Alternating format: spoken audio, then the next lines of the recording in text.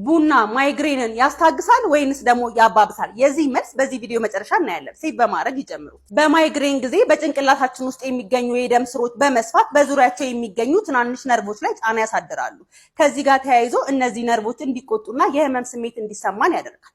ታዲያ በማይግሬን ጊዜ ከ1 እስከ 2 ሲኒ ቡና መጠጣት እነዚህ የደም ስሮች እንዲጠቡ ወይንም ደግሞ ኮንትራክት እንዲሆኑ በማድረግ የደም ፍሎውን በመቀነስ የራስ ምታቱን ያስታግስልናል። ነገር ግን በየዕለት ተዕለት ኑሯችን ውስጥ ቡናን በከፍተኛ መጠን 3 ሲኒና ከዛ በላይ መጠጣት ከለመድንበት ሰዓት አሳልፎ መጠጣት እንደዚሁም ደግሞ መጠኑን ባንዴ መቀነስ ወይንም ደግሞ ማቆም ማይግሬንን ከሚያባብሱ ወይንም ደግሞ ከሚያስነሱ ነገሮች መካከል ይመደባል። እንደዚህ አይነት ቲፕ እንደርሳችሁ ይሄን ፔጅ ላይ አድርጉ።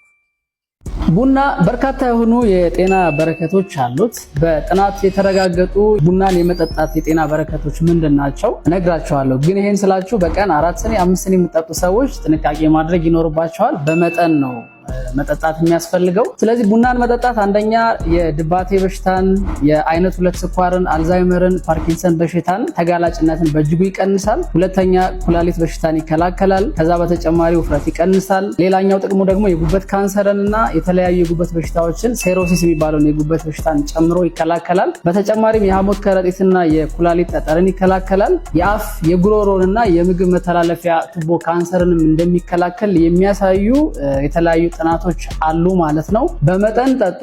በዚህ ጉዳይና ተያያዥ በቀን 1 ሲኒ ቡና የመጠጣት 5 ጥቅሞች። አንደኛ የስትሮክ ተጋላጭነት ይቀንሳል። ሁለተኛ በካንሰር የመያዝ ዕድል ይቀንሳል። ሶስተኛ የልብ ህመም ተጋላጭነት ይቀንሳል።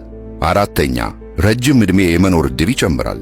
አምስተኛ ስር እንደዚህ አይነት ቡና ከመጠጡ ቡና መጠጣት ብታቆሙ ይሻላል። ሰላም ዶክተር ሚስጥረ ነኝ። በጣም የጠቆረ የተቃጠለ በተለይም ደግሞ ያረረ ቡና በተደጋጋሚ መጠጣት የተለያዩ የጤና ችግሮችን ይዞ ይመጣል። አንደኛው ቡና አሮ በሚቆላበት ወቅት አክሬላማይድ የተሰኘ ካንሰር አምጪ ንጥረ ነገር ይመረታል። ይህ ደግሞ ለካንሰር ያላችሁን ተጋላጭነት ይጨምራል። ነርቮቻችሁ ላይ የተለያዩ ጉዳቶችን በማድረስ ለመርሳት በሽታ ያጋልጣችኋል። ሁለተኛ ከቡና ጥቅም እንድታገኙ የሚረዷችሁ የተለያዩ አንታይኦክሲዳንቶች ሙሉ ለሙሉ ይጠፋሉ ወይም ይቀንሳሉ። ሶስተኛ ከፍተኛ የሆነ የአሲድ መጠን ስለሚኖረው የውስጠኛው የጨጓራችሁ ክፍል እንዲቆጣ ቃር እንዲያጋጥማችሁ የጨጓራ ህመምም እንዲቀሰቀስባችሁ ያደርጋል። አራተኛ ቡና እሳት ላይ ረጅም ጊዜ ሲቆይ የካፊን መጠኑ ስለሚጨምር ከሌላው ጊዜ በተለየ መልኩ ንቁ እንድትሆኑ፣ የልብ ምታችሁ እንዲጨምር፣ እረፍት እንድታጡና እንቅልፍ ለመተኛትም እንድትቸገሩ ያደርግ ይችላል። አምስተኛ በሰውነታችሁ ውስጥ ያለውን የመርዛማ ንጥረ ነገሮች ክምችት በመጨመር ለስኳር፣ ለልብ፣ ለመርሳት በሽታ ያላችሁን ተጋላጭነት በከፍተኛ ሁኔታ ይጨምራል። እንደዚህ አይነት መረጃዎችን ለማግኘት ፎሎ ማድረግ አትርሱ።